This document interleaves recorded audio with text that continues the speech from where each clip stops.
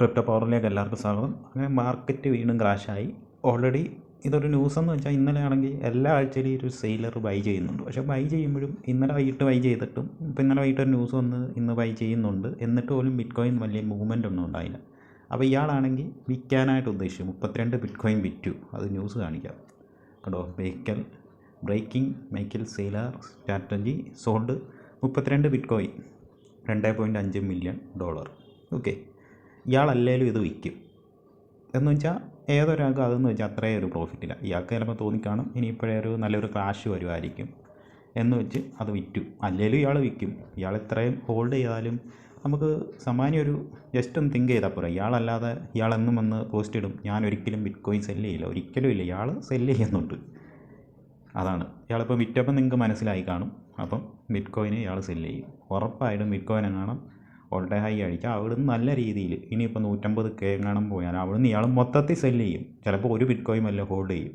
മൊത്തത്തിൽ സെല്ല് ചെയ്താൽ അയാൾക്ക് അത്രയും മണിയല്ലേ. അപ്പോൾ അവിടെ ചെന്ന് ഈ സാധാരണ ഇൻവെസ്റ്റർമാർ ചെന്ന് അവിടെ ഇൻവെസ്റ്റ് ചെയ്യും. അപ്പോൾ അവരുടെ മണി മൊത്തം ലോസായി പോകും. ഓക്കെ, അപ്പം ബിറ്റ് കോയിൻ ഒരു ടാർഗറ്റ് ഉണ്ട്. അത് കഴിഞ്ഞാൽ ഇങ്ങനെയൊക്കെ നിൽക്കും, ഒരു സ്റ്റേബിളായിട്ട് എവിടെയെങ്കിലും നിൽക്കുമായിരിക്കും. അല്ല അതുകൊണ്ട് ബയ്യേഴ്സ് വേണം. ഇങ്ങനെയുള്ള പാനിക്കായിട്ടുള്ള ആളുകൾ ഒരിക്കലും ബിറ്റ് കോയിനെ ഒരിക്കലും ബൈ ചെയ്യരുത്. എന്ന് വെച്ചാൽ ഇവരൊക്കെ ഉറപ്പായിട്ട് വിൽക്കും, അത് നമുക്ക് ഉറപ്പല്ലേ.